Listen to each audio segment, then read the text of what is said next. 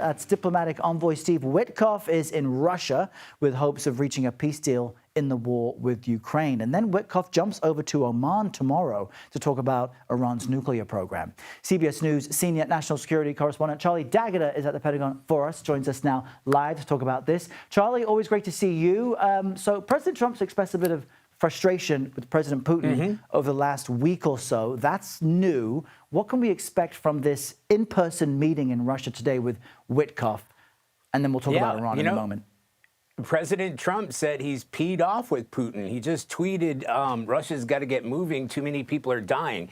So just as it looked like they were gaining ground towards at least a temporary 30-day ceasefire, Putin kind of moved the goalposts. He made further demands. He's demanding the loosening of U.S. sanctions.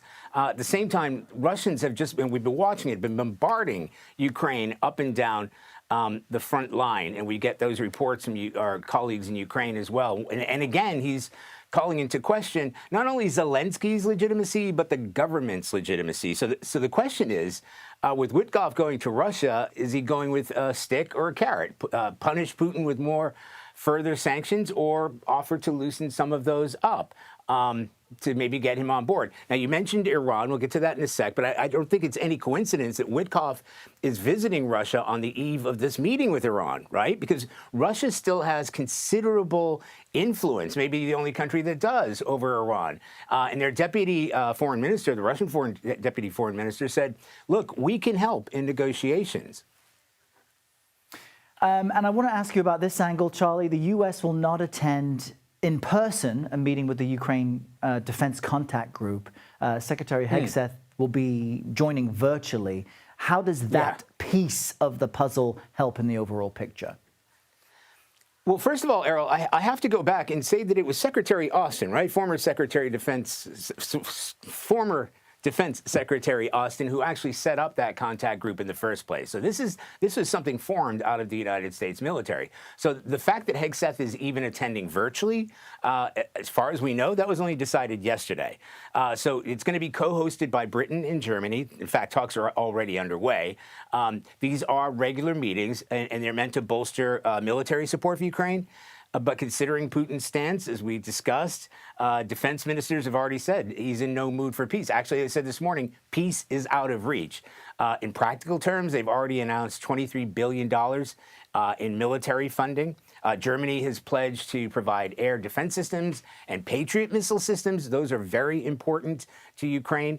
But the Trump administration and Hegseth himself, Secretary Hegseth, has been urging European allies to take the lead, and that's what we're seeing happening. But ultimately, Ukraine is going to need U.S. support if there is no end in sight for this conflict. So that's interesting, Charlie, considering what's happening in Europe. You've got Witkoff in Russia, then he heads to Oman to talk about Iran. And meanwhile, the U.S. Senate confirmed a new chairman of the Joint Chiefs of Staff just overnight. So what will be his first order of business, Lieutenant General Dan Kane, now in that post? Errol, as you just pointed out, all of the above, right? I guess we also have to remember the United States is already in a shooting war against the Houthis. Unrelenting is how Secretary Hegseth continues to describe it. Then they face that immediate threat, the possibility of military action against Iran. And they are completely tooled up in that CENTCOM region. That's where Yemen and Iran are. 2 aircraft carriers, half a dozen destroyers, cruisers, F-16s, F-35s, B-2 stealth bombers. So I imagine that's going to be the most pressing priority right now. Then, of course, decisions to be made over the U.S. military presence in Europe and what to do about Ukraine. And then we can't forget about China, because as the trade war is ratcheting up, the tensions, military tensions between the United States and China are doing so as well. So the chairman's role is kind of 2 roles.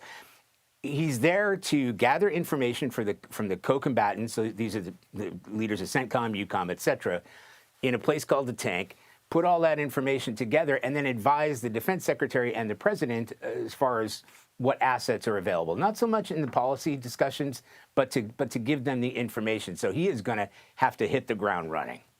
He'll have a nice, quiet first day, and his phone won't ring over the weekend like yours. I know the feeling. Right.